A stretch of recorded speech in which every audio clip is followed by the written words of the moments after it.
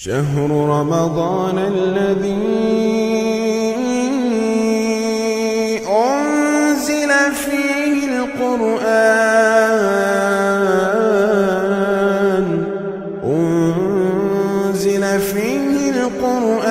هدى للناس وبينات من الهدى والفرقان. تمام رسولوں میں سے ہر رسول کو دوسرے پر ہم نے فضیلت دی. مثلا حضرت موسیٰ علیہ السلام کو 9 نشانیاں دی گئی تھی، ان میں سے ایک عصا تھا. حضرت عیسیٰ علیہ السلام کو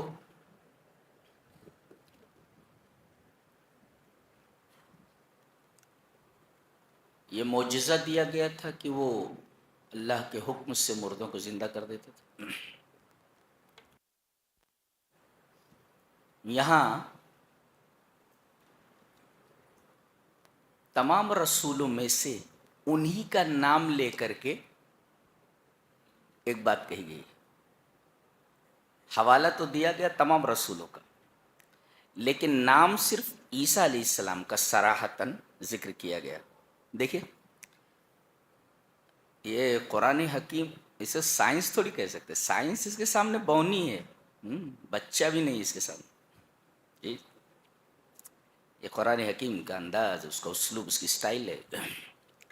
تلک الرسل فضلنا بعضهم علی بعض منہم من کلم اللہ. موسیٰ ہیں کہ انہوں نے اللہ سے بات کی دنیا میں کوہ طور پر.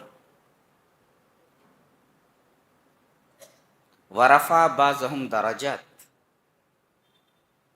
اور اس کے بعد وآتینا عیسی ابن مریم البینات، ہم نے عیسیٰ ابن مریم کو واضح نشانیاں دیں. ایک وَأَيَّدْنَاهُ بِرُوحِ الْقُدُسِ، روح القدس سے بولا جبرائیل. یہاں عیسیٰ کے نام کے ساتھ ان کی ماں کا نام جڑا ہوا ہے. عیسیٰ ابن مریم، اشارہ اس بات کی طرف ہے جو کسی سے پیدا ہوا ہو وہ معبود نہیں ہو سکتا.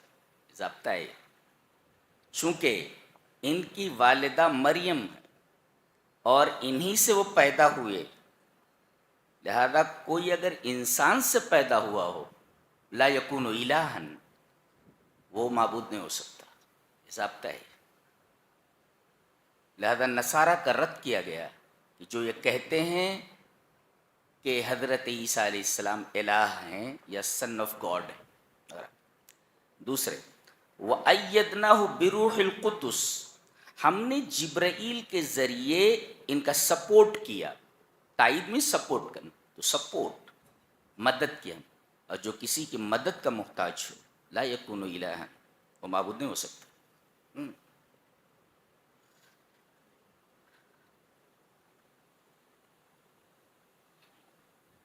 اس کے بعد آگے فرمایا گیا یا ایھا الذین آمنوا انفقوا مما رزقناکم.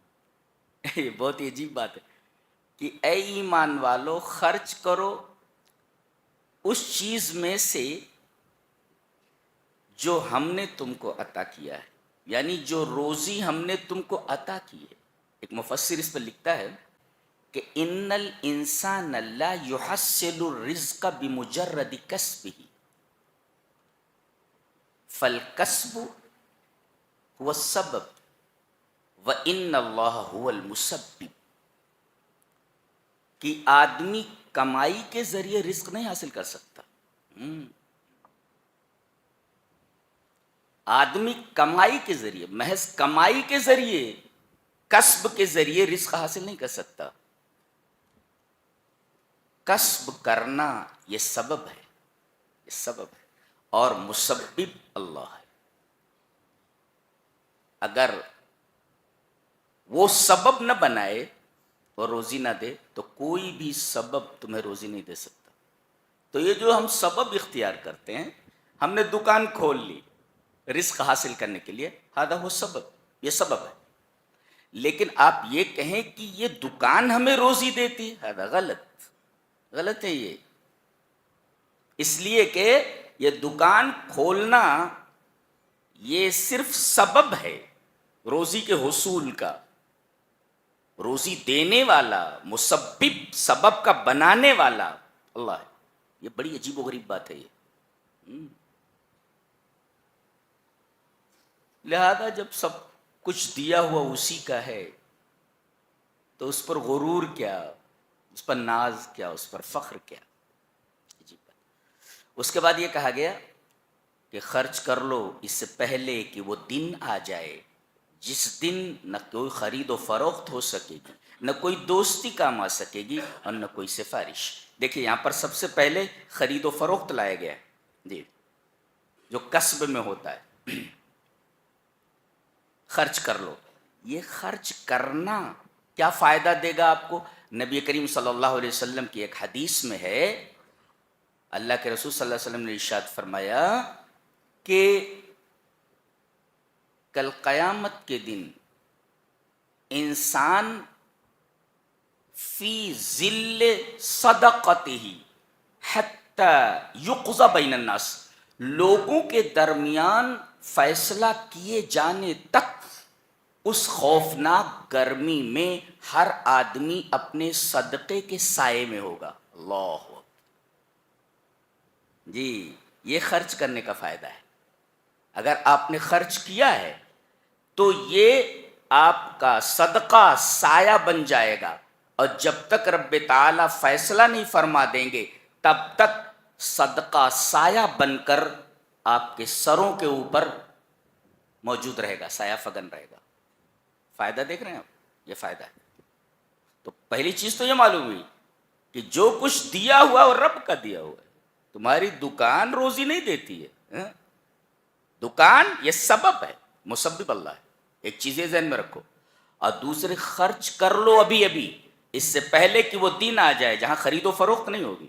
جی، تو انسان فیصلہ کیے جانے تک اپنے صدقے کے سائے میں ہوگا.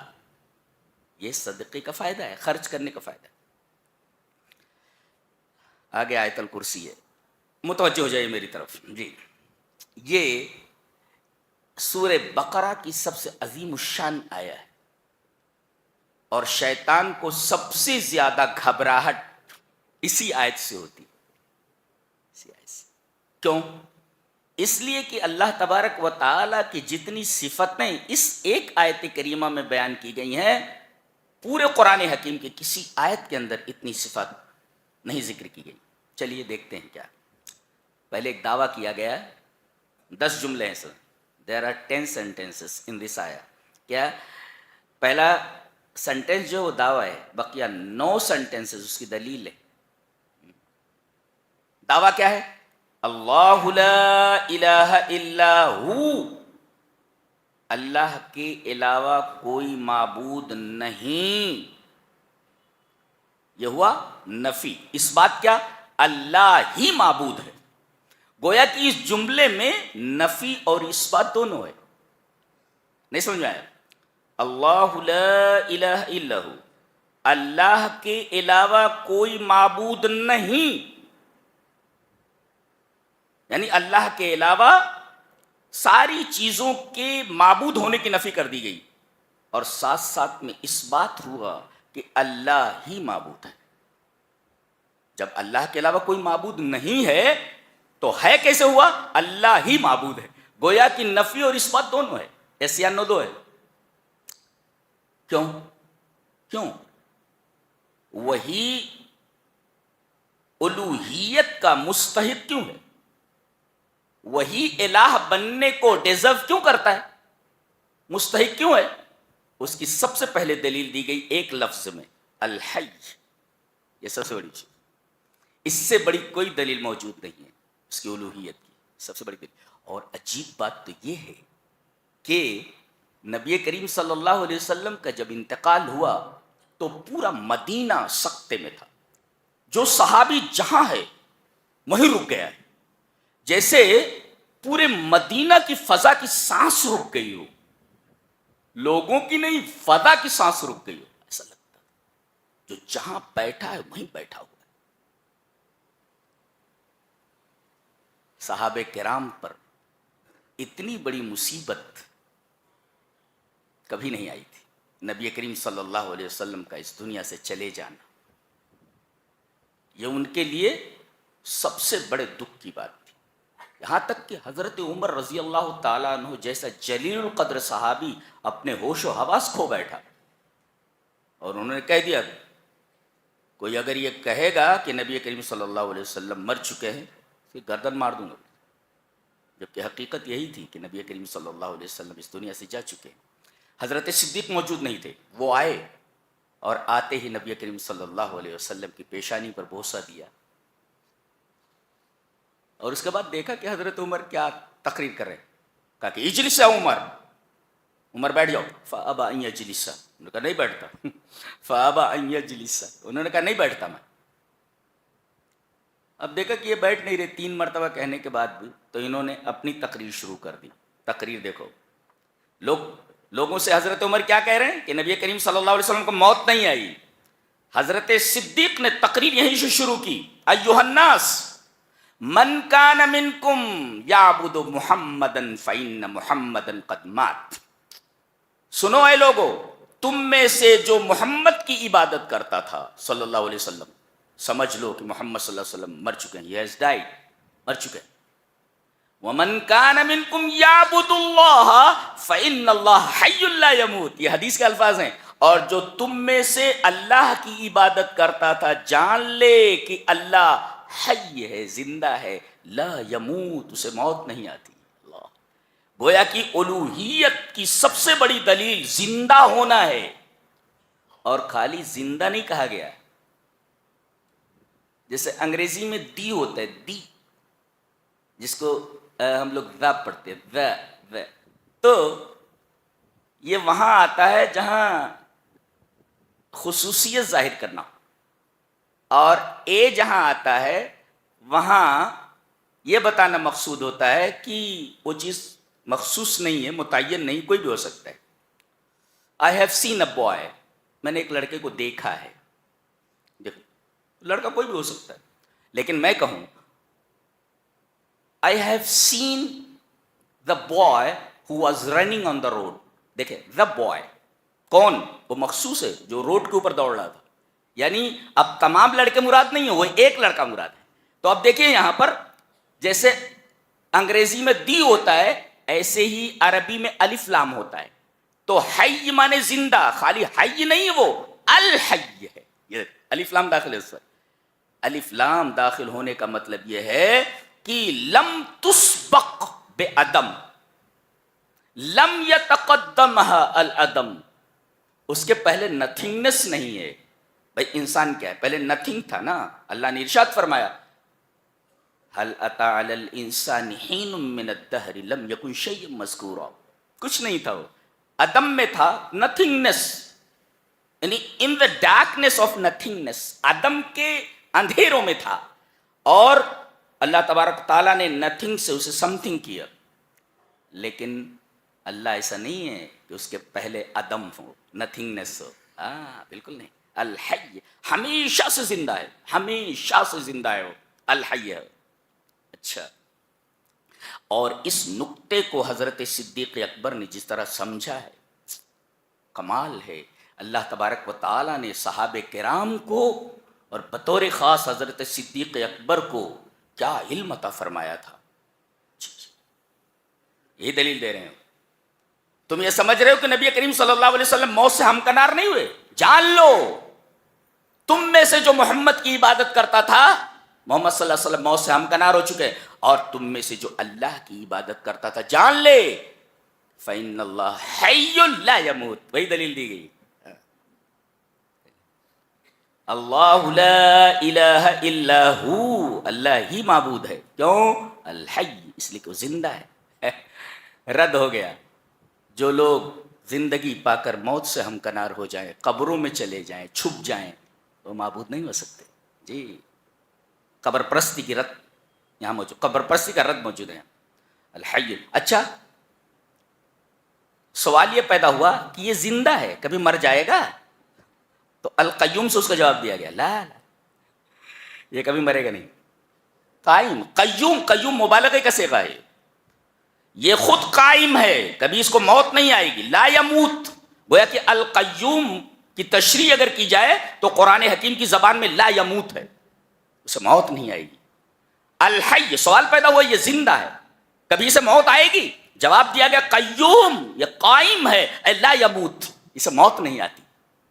یہ تک گویا کہ القیوم کی تفسیر قرآن حکیم کی زبان میں لا یموت ہے، زندہ ہے، کیا اسے موت آئے گی؟ لا لا یموت، مرے گا نہیں، اسے موت نہیں آتی. اچھا اس کے بعد دونوں کی دلیل دی گئی، الحی کی اور القیوم کی. دیکھو کیا بات کہی جا رہی، کیا کتاب ہے. لا تاخذہ سنۃ ولا نوم، نہ اسے اونگ آتی ہے اور نہ اسے نیند آتی. پہلے سنا لایا گیا، یہ غفلت کی ابتدا ہے، اور سو جانا یہ غفلت کی انتہا ہے. اللہ تبارک و تعالیٰ کے غفلت کی ابتدا اور انتہا دونوں سے پاک ہے. اسے اونگ بھی نہیں آتی جو غفلت کی ابتدا ہے. پہلے آدمی اونگتا ہے پھر سو جاتا ہے، تو اللہ تبارک و تعالیٰ کو اونگ نہیں آتی، یہ غفلت کی ابتدا ہے، اور نیند نہیں آتی جو غفلت کی انتہا ہے. اللہ تبارک و تعالیٰ غفلت کی ابتدا سے بھی پاک ہے اور غفلت کی انتہا سے بھی پاک ہے. کیوں؟ اس لیے کہ جو زندہ ہو اگر اسے نیند آ جائے تو یہ حیات کاملہ نہیں ہوگی. الحی مانے ذو الحیات الکاملہ، کامل حیات. اب آدمی ایسے سو گیا تو سونے میں زندگی کمزور ہو جاتی ہے، نہیں؟ یہ تو بچہ بھی جانتا ہے، اگر آدمی کو نیند آ جائے تو زندگی کمزور ہو جاتی ہے. جی کمزور ہو جاتی ہے زندگی، اور یہ کمال کے خلاف ہے. اللہ حیات کاملہ رکھتا، کامل حیات. اگر اسے نیند آ جائے تو نیند میں زندگی کمزور ہو جاتی ہے. جی جی جی کمزور ہو جاتی ہے. اچھا یہ تو دلیل دی گئی اس کی حی کی کہ اسے نیند نہیں آتی، اسے اونگ نہیں آتی. ایک اور قیوم، قیوم کا مطلب ہوتا ہے خود قائم ہے اور دنیا کو سنبھال رہا ہے. وہ القائم علی کل شیء، دنیا کو سنبھال رہا ہے. اب دنیا کو سنبھالنے والا تھوڑی دیر کے لیے اگر غافل ہو جائے، نگرانی اس کی ہٹ جائے، ایک ستارہ دوسرے ستارے سے ٹکرا جائے گا، بولے تو کائنات کے نظام درہم برہم ہو جائے گا. یہ اس کی قیومیت کی. گویا کہ لا تاخذہ سنۃ ولا نوم، در حقیقت یہ دلیل ہے الحی اور قیوم کی. کیا کتاب ہے، کیا دلیل دینے کا انداز ہے، دیکھ رہے ہیں آپ. اس کو کہتے ہیں دلیل. کچھ سمجھ میں آ رہا ہے؟ ہاں، وہ سائنسی جو اصول ہوتے ہیں اس سے زیادہ مشکل دکھ رہا ہے، تو یاد ہو جاتا ہے. وہ اتنا آسان نہیں ہے قرآن. اسے تدبر بولتے ہیں، گہرائی میں جانا. تو اللہ لا الہ الا ہو، جی جو زندہ نہ ہو وہ معبود نہیں ہو سکتا. جو کائنات کی نگرانی ہر پل نہ کر رہا ہو معبود نہیں ہو سکتا. جسے اونگ آ جائے وہ معبود نہیں ہو سکتا. جسے نیند آ جائے وہ معبود نہیں ہو سکتا. لہو ما فی السماوات و ما فی الارض، کائنات میں جتنی چیزیں ہیں سب اس کی ملکیت ہیں، اور جو کسی کا مملوک ہو وہ معبود نہیں ہو سکتا. سب کے سب اس کی مملوک، کائنات کی ہر شے اس کی ملکیت میں ہے. تو جو ملکیت میں ہو تو غلام ہوتا ہے نا، اور غلام کبھی بھی عبد، کبھی بھی الہ نہیں ہو سکتا، اس لیے کہ وہ آقا کے تحت ہوتا ہے. تو کائنات کی ہر شے، لہو ما فی السماوات و ما فی الارض، کائنات کی ہر شے اس کی ملکیت ہے. جب اس کی ملکیت ہے تو سب اس کے مملوک ہوئے، اور مملوک اور عبد کبھی بھی الہ نہیں ہو سکتے، اس لیے کہ وہ آقا کے تحت ہوتا ہے اور معبود کسی کے تحت نہیں ہوتا. یہ دلیل ہے الوہیت کی. ایک اور آگے فرمایا من ذا الذی یشفع عندہ الا باذنہ، کون ہے جو اس کی اجازت کے بغیر کسی کی سفارش کر سکے. اللہ اکبر. یعنی کائنات کی کوئی ہستی اللہ کی اجازت کے بغیر سفارش کے لیے اپنا لب نہیں کھول سکتی. تو سب مجبور ہوئے نا، سب مجبور ہے. اس کی اجازت کے بغیر کوئی بول نہیں سکتا. یہاں تو سفارش کہی گئی ہے.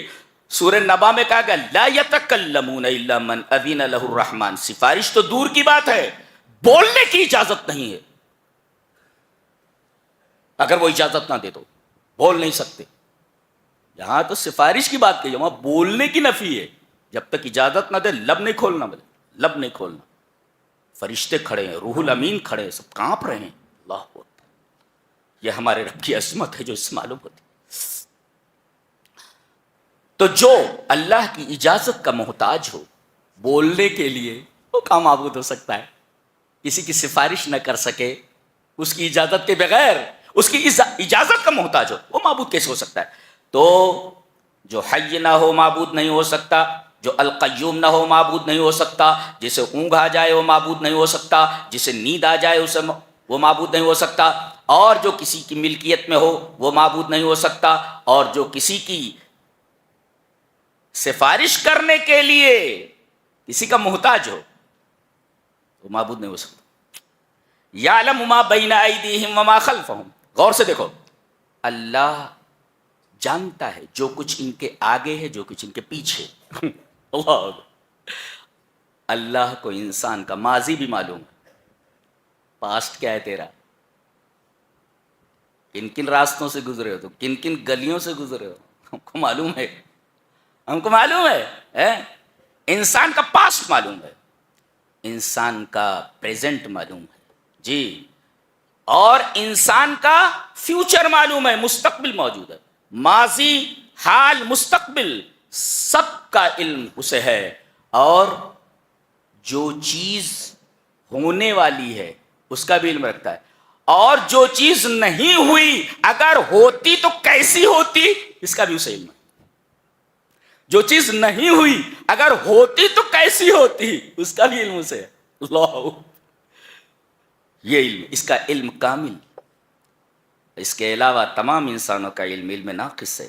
تو جو پاسٹ کا علم نہ رکھتا ہو، حاضر کا علم نہ رکھتا ہو، مستقبل کا علم نہ رکھتا ہو، اس کا علم علم ناقص ہے. اور علم ناقص والا کبھی معبود نہیں ہو سکتا. معبود ہونے کے لیے علم کامل ہونا ضروری ہے. اللہ، یعنی ہر ٹکڑے کے اندر اللہ تبارک و تعالیٰ کی الوہیت کا اس بات کیا گیا ہے. اللہ اکبر. اسے توحید کہتے ہیں. یہ اتنی عجیب و غریب آیا ہے کہ میں ہر سال اس کی تفسیر الگ انداز سے کرتا ہوں جی. اس سال الگ انداز ہے اس کا جی. من ذا الذی یشفع عنده الا باذنہ. جو لب کھولنے کے لیے کسی کی اجازت کا محتاج ہو، لا یکون الہا. اچھا، جو کسی کے ماضی، حال، مستقبل کا علم نہ رکھے، لا یکون الہا، معبود نہیں ہو سکتا. ولا، یہ دیکھو یہ ڈاکٹرز بیٹھے ہوئے ہیں اور انجینئرس وغیرہ بیٹھے ہوئے ہیں، مختلف شعبہ جات میں علمی خدمات انجام دینے والے اسکالرس یہاں موجود ہیں. دیکھیں یہ غور سے. پہلے کہا گیا وَلَا يُحِيطُونَ بِشَيْءٍ مِّنْ عِلْمِهِ. ایک تو یہ کہ اللہ تبارک و تعالیٰ نے جتنا علم تمہیں دیا ہے، پورا علم نہیں دیا، اپنا علم نہیں دیا ہے. بِشَيْءٍ مِّنْ عِلْمِهِ، تھوڑا سا علم تمہیں دیا ہے، جتنا چاہا ہے. لبما شاء، جتنا چاہا ہے اتنا دیا ہے، اور جتنا دیا ہے اس میں بھی تم آدھا تیتر آدھا بٹیر ہو جی.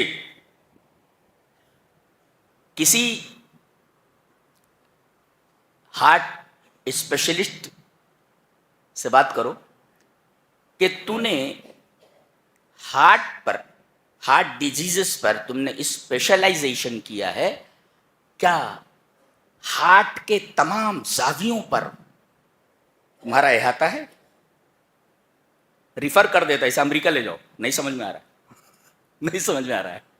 اللہ اکبر. جتنا علم دیا گیا ہے وہ بھی علم ناقص ہے. جس سبجیکٹ کا علم دیا گیا ہے اس سبجیکٹ میں سب کے سب ناقص ہیں، اس لیے کہ تھوڑا علم دیا گیا ہے. آدھا آتا ہے آدھا نہیں آتا، تبھی تو ڈاکٹر ریفر کر دیتا ہے.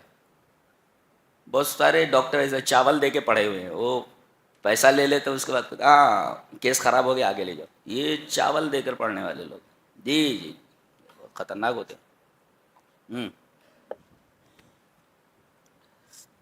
اللہ. تو جس کا علم ناقص ہو وہ معبود نہیں ہو سکتا. لا یکون الہا. اچھا، وسع کرسیہ السماوات والارض. ابن عباس نے فرمایا کرسی کسے کہتے ہیں؟ بولے اللہ کے دونوں قدموں کے رکھنے کی جگہ کو کرسی کہتے ہیں. اب بتائیے، اور کرسی سے بڑی ایک مخلوق ہے، کرسی بھی مخلوق ہے، اور اس سے بڑی ایک اور مخلوق ہے، کیا؟ عرش۔ ابن عباس نے کہا کہ کرسی کے بارے میں تو معلوم ہے کہ وہ اللہ کے دونوں قدموں کے رکھنے کی جگہ ہے وہ، لیکن عرش کتنا بڑا ہے اسے اللہ کے علاوہ کوئی نہیں جانتا کہ وہ کتنا بڑا ہے۔ اللہ، عرش اتنا بڑا ہے جس پر وہ مستوی ہے۔ جی، یہ بتاتا ہے جس کی کرسی پوری کائنات کو گھیرے ہوئے ہے، کائنات کے چپے چپے پر اس کا اقتدار ہے، اقتدار کامل، حکومت کاملہ۔ تو جس کا اقتدار کامل نہ ہو وہ معبود نہیں ہو سکتا۔ بتائے کوئی کہ میرا اقتدار کائنات کے چپے چپے پر ہے، کوئی دعویٰ کر کے بتائے؟ جی، اور اللہ یہ فرما رہا ہے اس کی کرسی آسمان و زمین کو وسیع ہے، گھیرے ہوئے، اقتدار کامل، اور تمہارے پاس اقتدار ناقص ہے۔ تو اقتدار ناقص جس کے پاس ہو معبود نہیں ہو سکتا۔ لا یکون الہ ولا یؤودہ حفظہما، اور پوری کائنات کو سنبھالنا ہمارے اوپر گرا نہیں ہے، ایک گھر نہیں چلا سکتا آدمی، پوری کائنات کی حفاظت کر رہا ہے وہ۔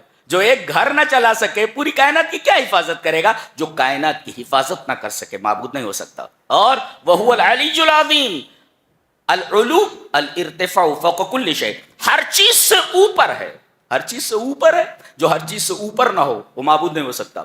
اور العظیم، جو عظیم، عظیم کا مطلب کیا ہوتا ہے؟ علی کا مطلب ہوتا ہے بلند، بہت اوپر، یعنی اتنی اونچائی پر ہو کہ اس کے اوپر کوئی اونچائی ہی نہ ہو۔ جی، الارتفاع فوق کل شیء۔ جی، اور عظیم کا مطلب کیا ہوتا ہے؟ عظیم کا مطلب ہوتا ہے جیسے کسی آدمی کو دیکھا جائے تو دل توقیر اور احترام اور ہیبت سے بھر جائے، اس کو کہتے ہیں عظیم۔ عظیم کس کو کہتے ہیں؟ کسی آدمی کو عظیم کب کہیں گے؟ جب اس کو دیکھ کر کے آدمی کے دل میں ہیبت پیدا ہو جائے، اور آدمی کے دل میں احترام پیدا ہو جائے، آدمی کے دل میں اس کے تئیں توقیر پیدا ہو جائے، اس کو کہتے ہیں عظیم۔ اور نکتہ یہ ہے کہ الجملۃ طرفاہ معرفتان تفید الحصر، اگر مبتدا اور خبر دونوں معرفہ ہوں، ایک عربی کا قاعدہ ہے، تو خبر مبتدا میں حصر ہو جاتی ہے، محصور ہو جاتی ہے۔ کیا؟ وہو العلی العظیم، یعنی وہی علی علی ہے اور وہی عظیم ہے، اس کے علاوہ کوئی علی نہیں اور اس کے علاوہ کوئی عظیم نہیں۔ یہ دونوں کو مبتدا اور خبر کو معرفہ لانے کا مفاد ہے۔ یہ پتہ یہ چلا جو علی نہ ہو معبود نہیں ہو سکتا، جو عظیم نہ ہو وہ معبود نہیں ہو سکتا۔ ایک ایک ٹکڑے میں الوہیت کا اس بات ہے، اور اللہ کے علاوہ سب کے الوہیت کی نفی ہے۔ دیکھ رہے ہیں آپ، ایک آیت ہے، ہم تو سرسری طور پر گزرے ہیں اس سے، سرسری طور پر گزرے ہیں۔ اس کے بعد کہا گیا دین میں کوئی زور زبردستی نہیں، کہتے زبردستی کسی کو مسلمان بنانا یہ جائز ہی نہیں، اس لیے کہ دل جو ہوتے ہیں ایمان کا تعلق دل سے ہے، اور دل دلیل سے مانتے ہیں، ڈنڈے سے نہیں۔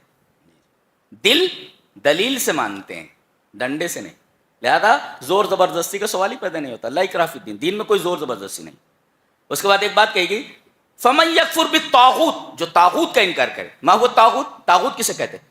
من یصرف عن اللہ وعن الحق شیطانا کان او انسانا، چاہے انسان ہو چاہے شیطان ہو، حق سے آدمی کو دور کر دے وہ طاغوت۔ اتنا یاد رکھو مجھے، طاغوت کسے کہتے ہیں؟ جو چاہے شیطان ہو یا انسان ہو، حق سے دور کر دے کسی کو۔ بہت سارے ایسے شیطان موجود ہوتے ہیں انسانوں میں کہ کہاں جا رہا ہے؟ بولے مسجد میں نماز پڑھنے جا رہا ہوں۔ ارے چھوڑ، چل چل کے بیٹھ کے تھوڑا ایک کام ہے، چل دیکھو، یہ شیطان ہے، یہ شیطان حق سے دور کر دیا اس نے۔ وہ آ رہا تھا، حق کے لیے آ رہا تھا، اور اس کو ہٹا دیا اس نے۔ یہاں نمرود کا تذکرہ ہے، اس پر تو بحث آپ لوگ جانتے ہی ہیں، ہم اس پر ہلکی سی ایک بحث کرنا چاہیں گے کہ نمرود کو اللہ تبارک تعالیٰ نے حکومت عطا کی تھی، حضرت ابراہیم علیہ السلام نے اس سے بحث کی۔ حاجہ کا مطلب، محاجہ کا مطلب مناظرہ کرنا، مناظرہ۔ اس میں نقطہ یہ ملا کہ مناظرہ جائز ہے، شرط یہ ہے کہ مناظرے کا مقصد احقاق حق اور ابطال باطل ہو، حق کو حق کرنا ہو، حق کو ثابت کرنا ہو اور باطل کا رد کرنا ہو۔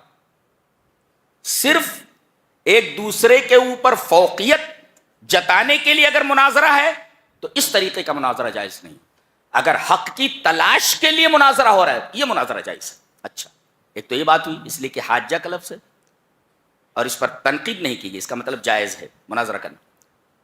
کہتے ہیں اس نے دعویٰ کیا تھا کہ یہ معبود ہے اور یہ رب کا انکار کرتا تھا. کیوں؟ اللہ نے فرمایا اس کی وجہ ان آتاہ اللہ الملک، ہم نے اسے بادشاہت دی تھی. پتہ یہ چلا کبھی کبھی نعمت طغیان کا باعث ہوتی ہے.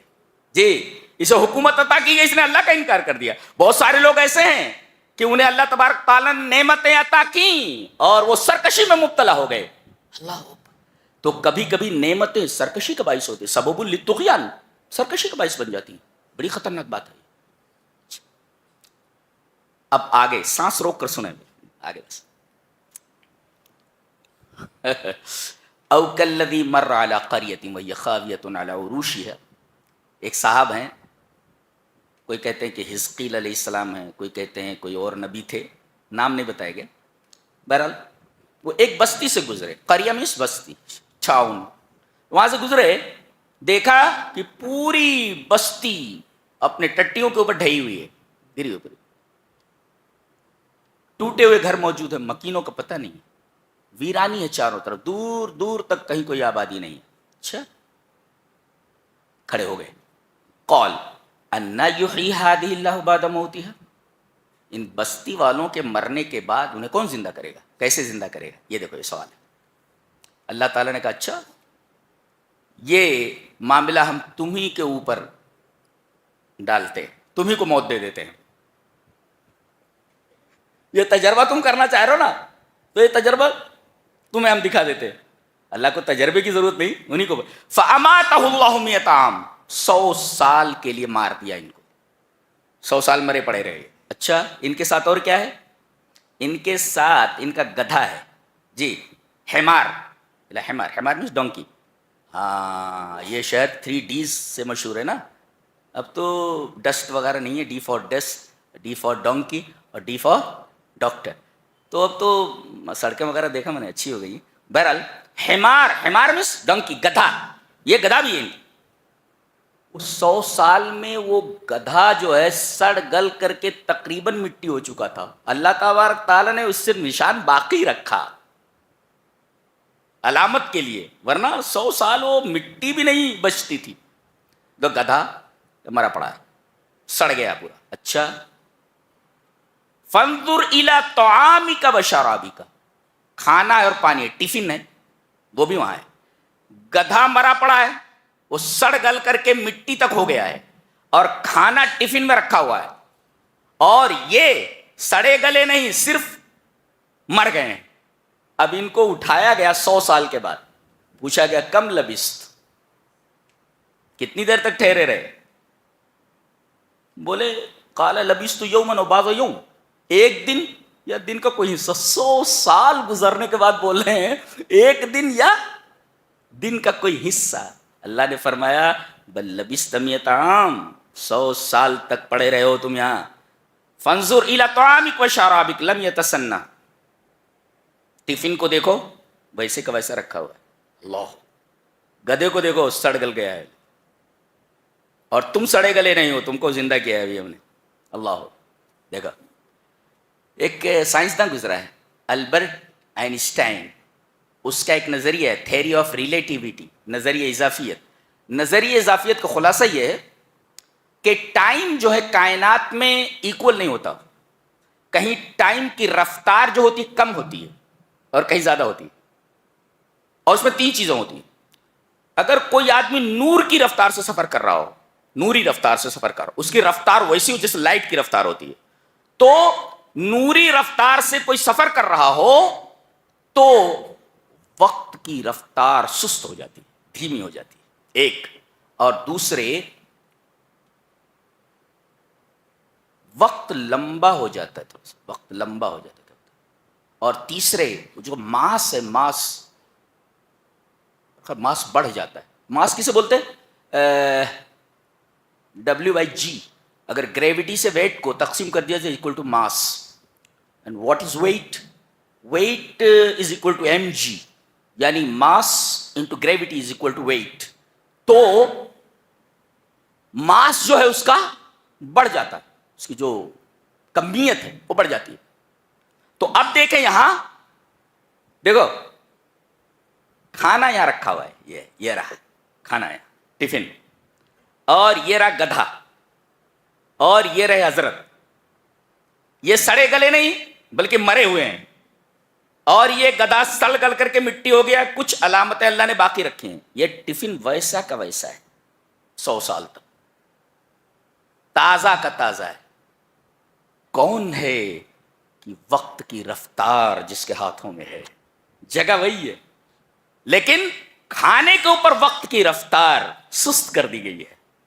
अल्लाह, मैं बयान नहीं कर सकता, सुभान अल्लाह व बिहम्दिही सुभान अल्लाहिल अज़ीम। पूरी साइंस तिफले मकतब है कुरान हकीम के सामने। चाइल्ड, बच्चा जी, अल्लाह अकबर। देखिए, खाने के ऊपर वक्त की रफ्तार को धीमा कर दिया गया है, देख, और वहीं गधे के ऊपर वक्त की रफ्तार को तेज कर दिया गया है।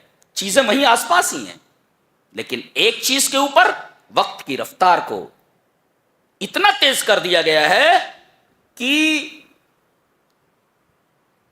रफ्तार इतनी तेज है कि सुस्त हो गया है मामला, वहां पर वक्त ही सुस्त हो गया, वहां उस पर वक्त गुजरा ही नहीं।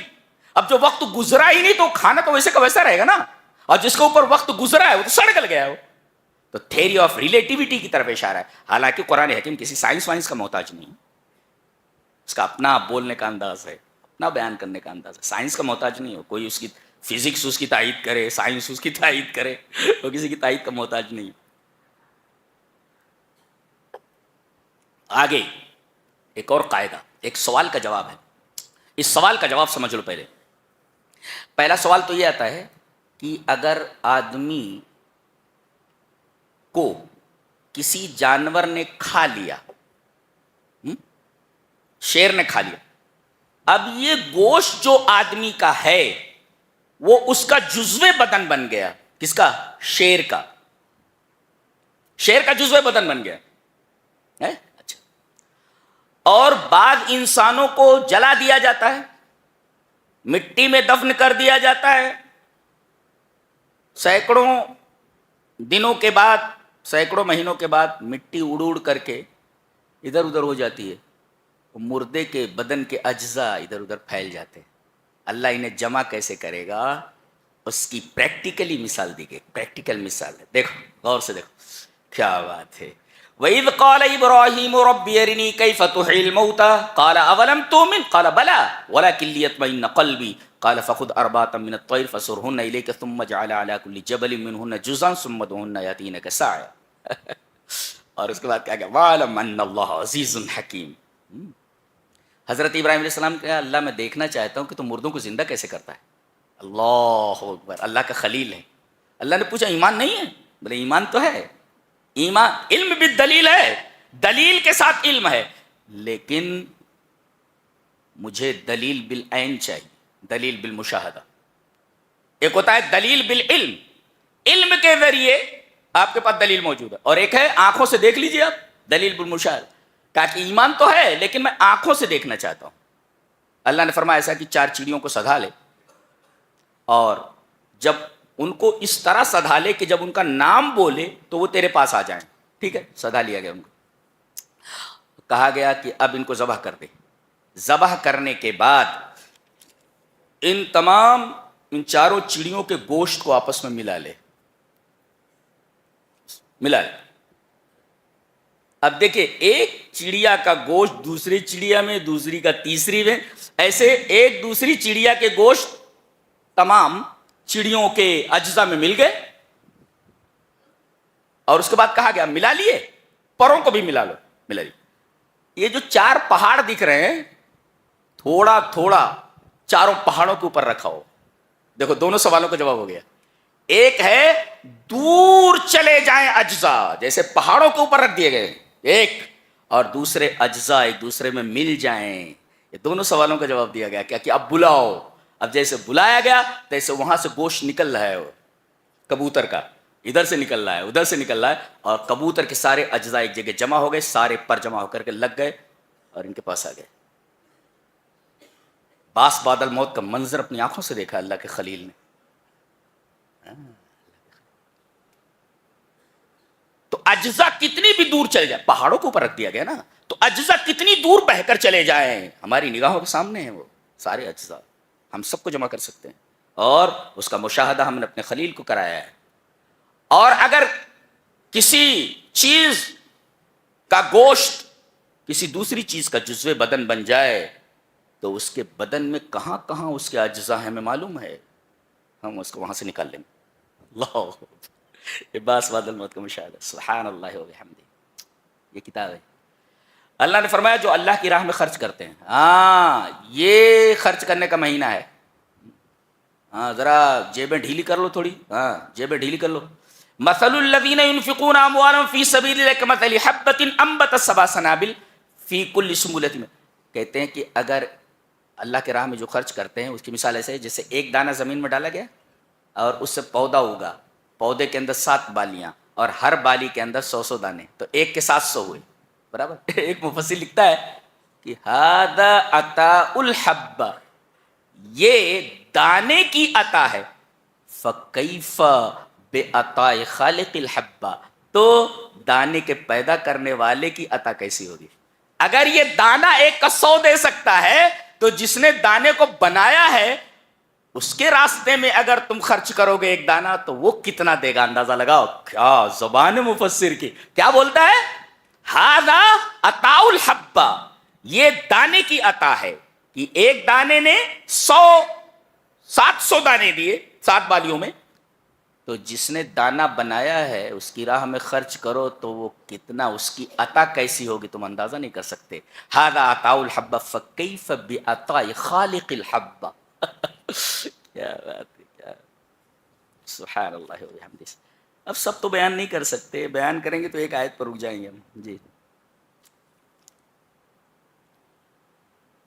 آگے بیان کیا گیا کہ سود کو اللہ نے حرام قرار دیا ہے اور خرید و فروخت کو جائز. سود اور خرید و فروخت میں، دھندے میں، تجارت میں اور سود میں پہلا بنیادی فرق یہ ہے کہ تجارت میں نفع اور نقصان دونوں کا احتمال ہوتا ہے. نفع بھی ہو سکتا ہے، خسارہ بھی ہو سکتا ہے. لیکن سود میں صرف نفع ہی نفع ہے. وہ اپنا پیسہ لگا دیتا ہے اور متعین نفع لیتا رہتا ہے. تو سود میں نفع اور نقصان کا احتمال نہیں ہوتا، تجارت میں نفع اور نقصان کا احتمال ہوتا ہے. لہذا اللہ نے تجارت کو حلال قرار دیا ہے اور سود کو بیٹھے بٹھائے وہ پیسہ حاصل کر لے رہا ہے، اللہ نے اسے حرام قرار دیا ہے. اور آگے فرمایا گیا یا ایھا الذین آمنوا اتقوا اللہ وذروا ما بقی من الربا. ایمان کے ساتھ سود چھوڑ دینے کی بات کہی گئی ہے. پتہ چلا الربا والایمان لا یجتمعان، سود اور ایمان دونوں جمع نہیں ہو سکتے. جی کوئی سود خور ایمان والا نہیں ہوتا. الربا والایمان لا یجتمعان، یہ ہے. اور یہ واحد گناہ ہے جس کے بارے میں ایسی وعید آئی ہے کہ اللہ سے اور اس کے رسول سے جنگ کرنے کے لیے تیار ہو جاؤ. یہ گناہ اتنا بڑا ہے، اس سے بڑا گناہ کوئی نہیں. اور ایک بات بتائی گئی کہ سود کے مقابلے میں صدقہ ہے. آدمی کسی مجبور کو دیتا ہے، مجبور ہوتا ہے تبھی تو سود لیتا ہے. تو آپ سود دے رہے ہیں، اس کے مقابل میں صدقہ ہے. اللہ فرما رہا ہے اللہ سود کو مٹا دیتا ہے اور صدقے کو پروان چڑھاتا ہے. تو صدقہ دو نا، صدقہ دو. اچھا، قرآن حکیم کا یہ انداز ہے کہ جب کسی چیز پر قدغن لگاتا ہے، کسی چیز پر بین لگاتا ہے تو اس کا الٹرنیٹو پیش کرتا ہے. ہاں یہ قرآن حکیم کا خاصہ ہے. ایک چیز سے منع کیا تو بھائی اس کا بدل کیا ہے؟ بولے یہ نہیں کرنا ہے. تو کرنا کیا ہے؟ اب سود تو حرام ہو گیا، اللہ نے فرمایا مجبور کو صدقہ دے دو ایک، اور اگر صدقہ نہیں دے پا رہے ہو تو قرض دے دو. قرض دے دو، وہ اس کا الٹرنیٹو، قرض دے دو. اور آگے فرمایا گیا کہ قرض کی مدت اگر آ جائے اور وہ نہ دے پائے فنظرۃ الی میسرہ، تو خوشحالی تک اسے، خوشحالی تک اس کو موقع دے دو. کیا بات ہے. اور اگر نہ دے سکے تو معاف کر دو. آگے جو آیت آ رہی ہے معاف کر دینے کے بعد بڑی عجیب ہے. وَاتَّقُوا يَوْمًا تُرْجَعُونَ. کیا بات ہے, آیت دیکھو. وَاتَّقُوا يَوْمًا تُرْجَعُونَ فِيهِ إِلَى اللَّهِ. اس دن کو یاد کرو جس دن تمہیں اللہ کی طرف لوٹایا جائے گا. ثُمَّ تُوَفَّى كُلُّ نَفْسٍ بِمَا كَسَبَتْ وَهُمْ لا يُظْلَمُونَ. تمہیں پورا پورا بدلہ دے دیا جائے گا. اب جو دل والے ہیں وہ تو کہیں گے جان دے تجھے ہم نے دے دیا, معاف کر دیا, اس لیے کہ ہم اس کا بدلہ اللہ سے چاہتے ہیں. یہ کیا کتاب ہے, دل کو جھنجھوڑ دینے والی کتاب ہے. پیار آ جاتا ہے اس کتاب پر اور اس کے متکلم کے اوپر. اس کا متکلم کیسا ہے,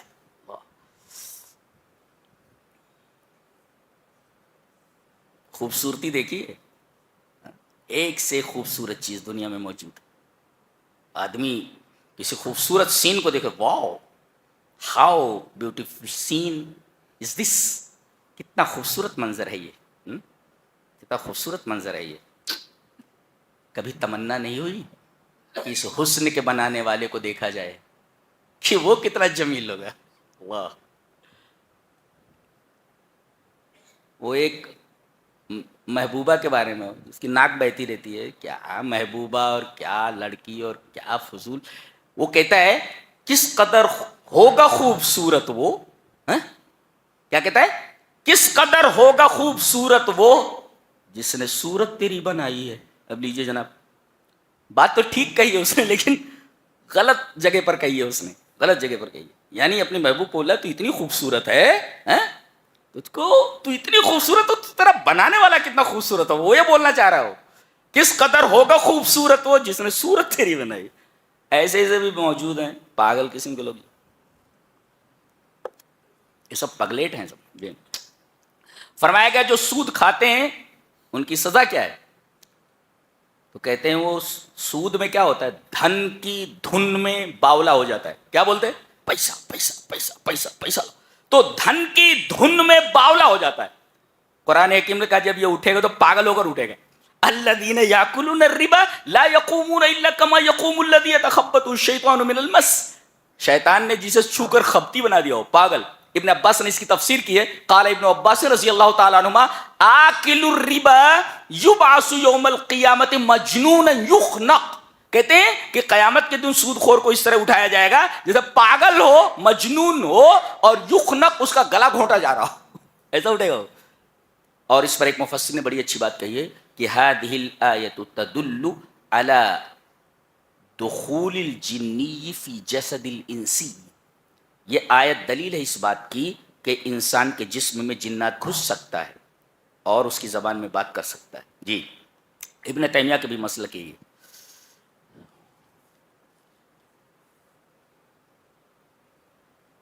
اللہ کیا کیا چیزیں کیا بیان کیا جائے. آخر میں دیکھو ایک دعا ہے, واعف عنا, اللہ ہمیں معاف کر دے, واغفر لنا, ہمارے گناہوں کو چھپا دے, وارحمنا, اور ہمارے اوپر رحم فرما. کیا مطلب ہوا تینوں کا, اے اللہ تیرے حقوق میں جو میں نے کوتاہی کی ہے, تیرے حقوق معاف کر دے. واغفر لنا, تیرے بندوں کے حقوق میں جو کوتاہی کی ہے اسے چھپا دے. وارحمنا, اور ہمیں توفیق دے کہ آگے نہ تیرے حقوق میں ہم کوتاہی کریں نہ تیرے بندوں کے حقوق میں کوتاہی. کتاب ہے یہ, دیکھ رہے ہیں آپ, جی کتاب ہے, کتاب ہے یہ. اس کے بعد سورہ آل عمران ہے. اللہ فرما رہا ہے ان اللہ لا یخفی علیہ شیء فی الارض ولا فی السماء. آسمان میں اور زمین میں کوئی چیز اس کے اوپر مخفی نہیں ہے. ہاں کیا بات ہے. تو زمین اور آسمان میں کوئی چیز اس کے اوپر مخفی نہیں ہے. آسمان میں اور زمین میں اندر اندر, اور تم تو انت فوق الارض و تحت السماء, تم تو زمین کے اوپر ہو اور آسمان کے نیچے ہو. جب وہ آسمان کے اندر کی چیزیں ایسے ہی دیکھتا ہے جیسے سامنے کوئی چیز ہو, اور زمین کے اندر کی چیزوں کو دیکھتا ہو, تو تمہارے اوپر اس کی نظر کیسی ہوگی. تو زمین کے اوپر ہو آسمان کے نیچے ہو. کیا استدلال ہے. سبحان اللہ, سبحان من ھذا کلامہ, پاک ہے وہ جس کا یہ کلام. آگے کہتا ہے هو الذی یصورکم فی الارحام کیف یشاء. وہ جس طرح چاہے ماں کے رحم میں صورت گری کرتا ہے، کالا بنا دیتا ہے، گورا بنا دیتا ہے، اور وہاں سے نکلنے والا سائنٹسٹ بنتا ہے، وہاں سے نکلنے والا عالم بنتا ہے، وہاں سے نکلنے والا ابن تیمیہ جیسا ذہن رکھتا ہے، ڈاکٹر بنتا ہے، انجینئر بنتا ہے۔ وَالَّذِي يُصَوِّرُكُمْ فِي الْأَرْحَامِ كَيْفَ يَشَاءُ۔ نقطہ دیکھو، تمہاری صورت گری ہم 3 تاریکیوں میں کرتے ہیں، جیسا کہ سورہ زمر میں 3 تاریکیاں، ایک تو رحم کا جو حصہ ہوتا ہے، اون کی جو جھلی ہوتی ہے وہ ہے، اور ایک ہے پلیسنٹا کی جھلی، جی ایک ہے اوم، رحم کی جو جھلی ہوتی ہے، ایک پردہ تو یہ ہے، ایک تاریکی ہے، دوسرے پلیسنٹا ہے، اس کے اندر کھیڑی جس کو بولتے ہیں اس کے اندر لپٹا ہوا، اور تیسرا پیٹ ہے، اسٹمک۔ ان 3 تاریکیوں کے اندر اللہ فرما رہا ہے تمہیں کوئی چیز بنانی ہو، ایک چھوٹی چیز، تو تم اجالوں کے محتاج، اور ہم نے تم جیسی مخلوق بنائی ہے کمال کی، اور وہ بھی اندھیرے میں بنائی ہے، ہم اجالوں کے محتاج نہیں ہیں، ہم اجالوں کے محتاج نہیں۔ سبحان اللہ و بحمدہ، سبحان اللہ۔ ایسے معبود پر پیار آتا تو پیار آتا، اور زندگی کا حاصل جانتے ہیں کیا ہے؟ اللہ سے محبت، اس کے علاوہ کچھ نہیں۔ میں کہتا ہوں اللہ سے محبت کر لو، سارے معاملات تمہارے حل ہو جاتے ہیں، سارے معاملات۔ پیار کرنے کے قابل صرف وہی ہے وہی ہے کالی، 3 تاریکیوں کے اندر تمہاری تخلیق کرتا ہے، جہاں باپ کا کوئی دخل نہیں، ماں کا کوئی دخل نہیں، کسی ڈاکٹر کا کوئی دخل نہیں، وہاں دہد نطفہ را صورت چوں پری کہ کر دست پر آپ صورت کری۔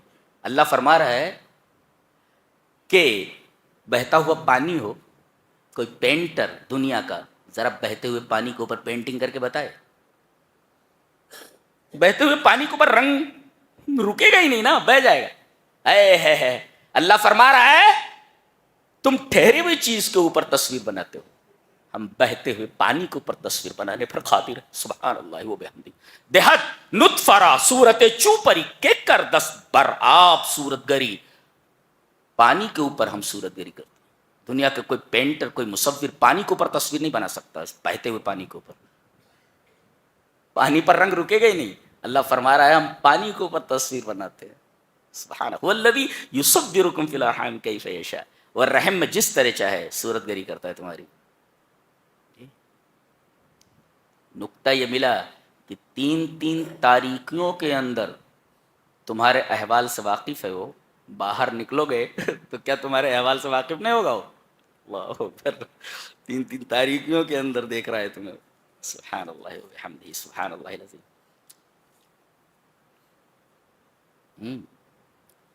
بتایا گیا کہ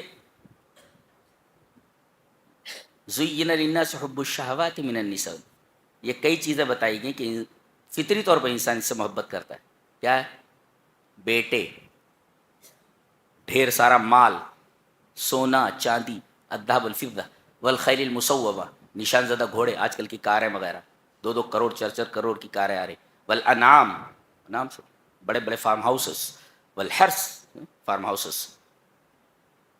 سب سے پہلے جن سے انسان محبت کرتا ہے ان چیزوں کے ذکر میں سب سے پہلے عورت کو لایا گیا ہے۔ ایک مفسر لکھتا ہے کہ سب سے بڑا فتنہ عورتیں ہیں، ان کا فتنہ سب سے زیادہ شدید ہے، لأن فتنة النساء اشد۔ لہذا مردوں کو بھی اپنے حد میں رہنا چاہیے اور عورتوں کو بھی اپنے حد میں رہنا چاہیے، فتنہ رکھا ہے اگر گڑبڑ ہوا تو۔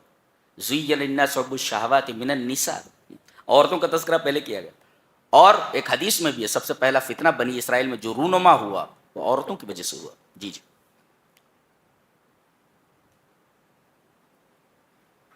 ایک نقطہ دیکھو، اللہ فرما رہا ہے جنت میں آؤ، طرح طرح کی نعمتیں ہیں جس کے نیچے نہریں بہ رہی ہیں، اس میں ہمیشہ رہو، اور ایک چیز اور، ازواج مطہرہ، پاک کی ہوئی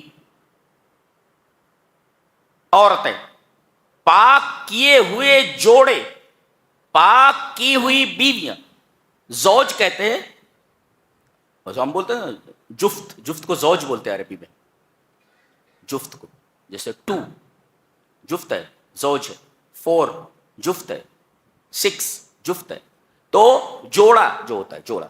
تو ایک مفسر پر نکتہ لکھتا ہے کہ اگر تعلق شریعت کے دائرے میں نہیں ہے. کوئی بھی ایسا تعلق، کوئی بھی ایسا فرینڈشپ جو شریعت کے دائرے میں نہ ہو وہ ناپاک ہے. جب تک جوڑا نہیں بنتا تب تک ناپاک ہے. جوڑا بننے کے بعد طہارت آتی ہے.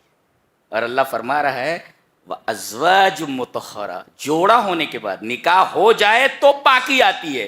نکاح سے پہلے ہر وہ تعلق جو شریعت کے دائرے میں نہ ہو، لا یکون فی حیز الاسلام، ناجائز ہوگا. بہت اچھی بات کی، بہت اچھی بات کی. اس کے بعد ایک عجیب بات کہی جا رہی ہے کہ اگر تم اللہ سے محبت کرنا چاہتے ہو تو نبی کی اتباع کرو. کیا پتہ چلا کہ محبت نام ہے افعال کا، صرف اقوال کا نہیں. ہمیں نبی سے محبت ہے، ہمیں نبی سے محبت ہے، ہمیں نبی سے محبت ہے، یہ قول ہے آپ کا. قول سے کام نہیں چلے گا، اتباع کرو. اتباع کیا گا؟ قل ان کنتم تحبون اللہ فاتبعونی. تو محبت نام ہے اتباع کا، نہ کہ زبان سے بولنے کا ہمیں نبی سے محبت ہے. تو جتنی آدمی نبی کی اتباع کرتا جائے گا اتنا نبی سے محبت کرنے والا ہوگا، اللہ سے محبت کرنے والا ہوگا. ایک بات یہ. اس کے بعد مریم کی جو والدہ ہیں، ان کے والد کا نام عمران ہے. جی امرات و عمران. جی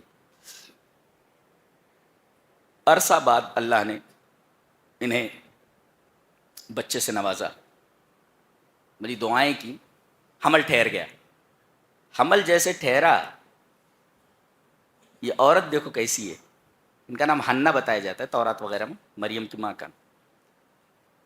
کہنے لگیں اذ قالت امرات عمران رب انی نذرت لک ما فی بطنی محررا.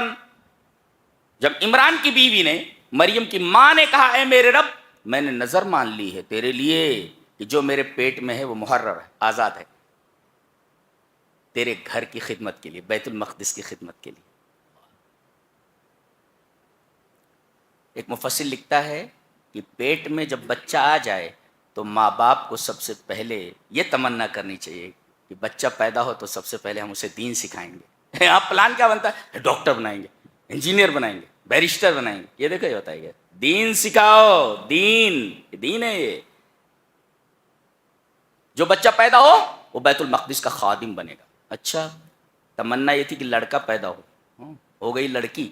فلما وضعتها قالت رب انی وضعتها انثى. میرے رب یہ تو لڑکی ہو گئی. اور اللہ زیادہ جانتا ہے کہ کیا چیز ہوئی ہے. وَلَيْسَ الذَّكَرُ كَالْأُنثَىٰ. اللہ دیکھو یہاں کا لڑکا لڑکی کی طرح نہیں ہو سکتا. یہ دیکھو لڑکا لڑکی کی طرح نہیں ہو سکتا. ایک مفسر یہ کہتا ہے کہ جب لڑکا اور لڑکی دونوں جنسوں میں اختلاف ہے تو دونوں کو ایک جگہ جمع نہیں کر سکتے آپ. یہ پانی اور آگ کا اجتماع ہوگا. یہ آ گئی، دونوں کو جمع نہیں کر سکتے آپ. دونوں کی جنسیں مختلف ہے، فتنہ ہو جائے گا اگر دونوں کو جمع کیے تو. اس لیے کہ لڑکا لڑکی کی طرح نہیں ہے. مفسر یہ کہتا ہے کہ لڑکا اور لڑکی کو ایک ساتھ نہیں رکھا جا سکتا، اختلاط نہیں رکھ سکتے. جی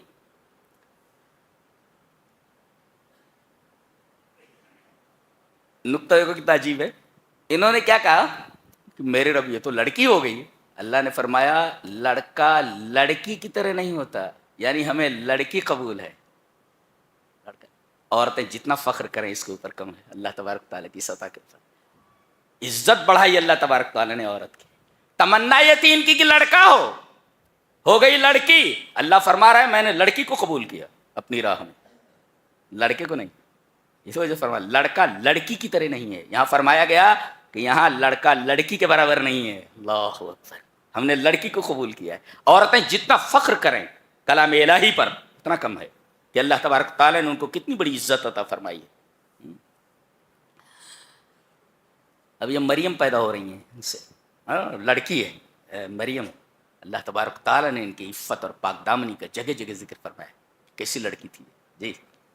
اور اسی سے عیسیٰ پیدا ہوئے بغیر باپ کے. اچھا یہ کفالت میں تھی اپنے خالو زکریا کے. وکفلها زکریا.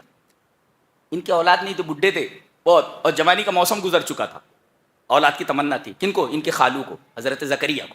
اور ان کی بیوی عاقرہ تھی, بانجھ تھی. ایک تو بڈھے تھے, جوانی کا موسم گزر چکا تھا, دوسرے بیوی بانجھ ہے.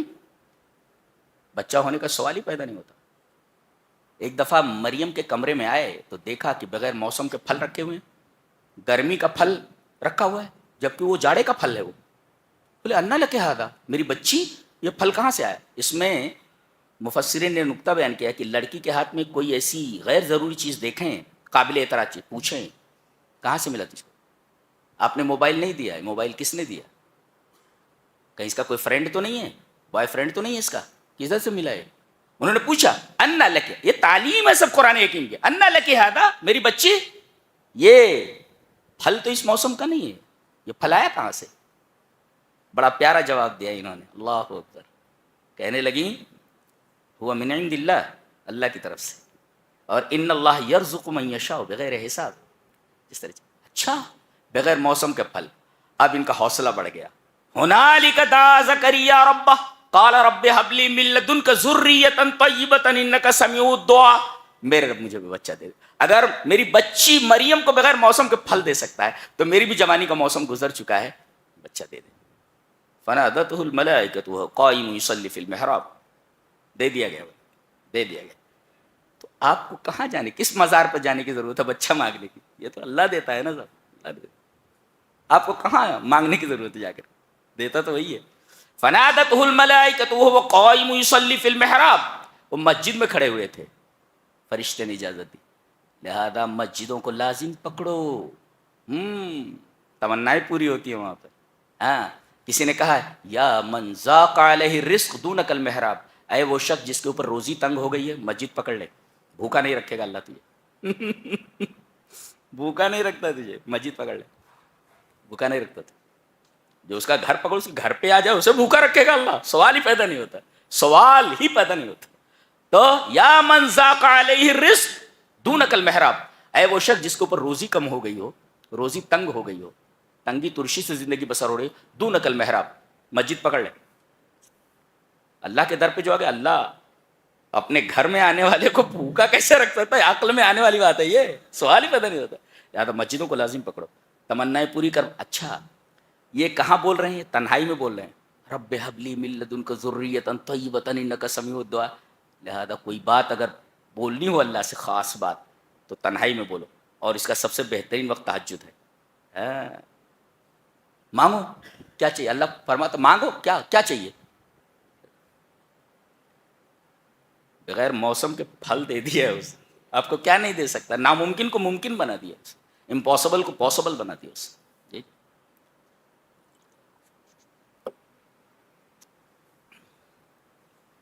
یہاں عیسیٰ علیہ السلام کا تقابل, موازنہ حضرت آدم سے کیا گیا. کہتے ہو, تم کہتے ہو کہ عیسیٰ علیہ السلام اللہ کے بیٹے ہیں, خدا ہیں. کیوں؟ بولے بغیر باپ کے پیدا ہوئے. دیکھو نقطہ, دیکھو بڑا عجیب سا ہے, بہت عجیب نقطہ ہے.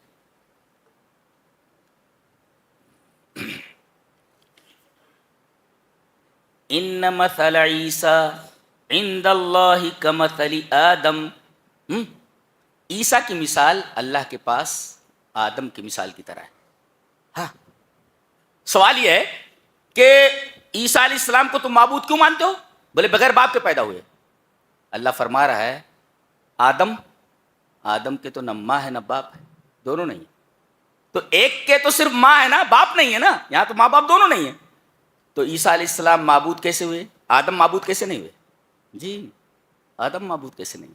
اچھا کہا کہ مثال دونوں کی ایک جیسی ہے, دونوں نبی ہیں, ایک جی دونوں نبی ہیں. اچھا, اور دونوں خرق عادت سے پیدا ہوئے, ایک بغیر باپ کے اور ایک ماں باپ دونوں نہیں ہیں, اور دونوں نبی ہیں. تیسرے ایک اوپر سے آیا ہے, ایک نیچے سے گیا ہے. لکھو اس کو, نوٹ اٹ ڈاؤن. جی ایک اوپر سے نیچے آیا, جنت سے دنیا میں پھینک دیا گیا, یہ آدم ہے.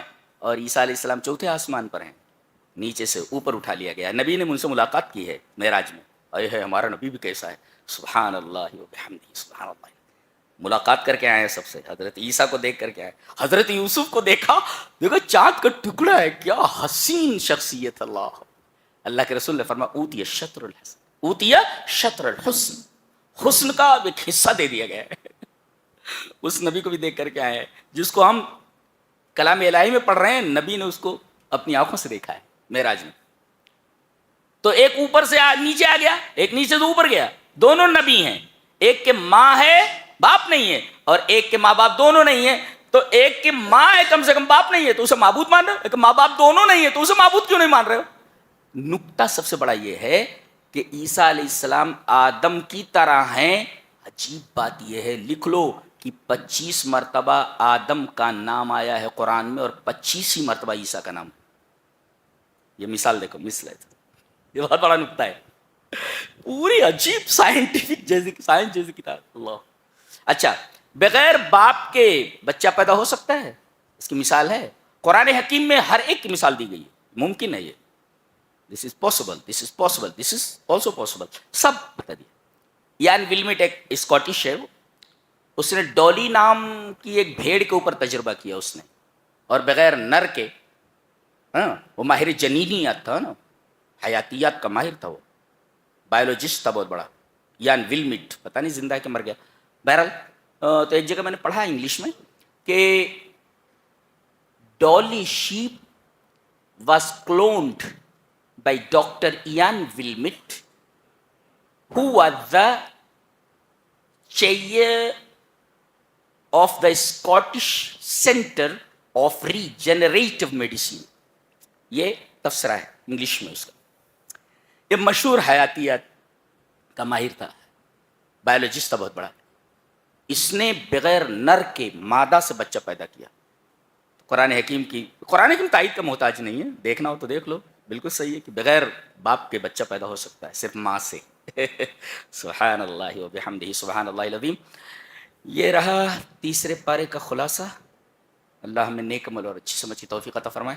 وآخر دعوانا الحمدللہ رب العالمین.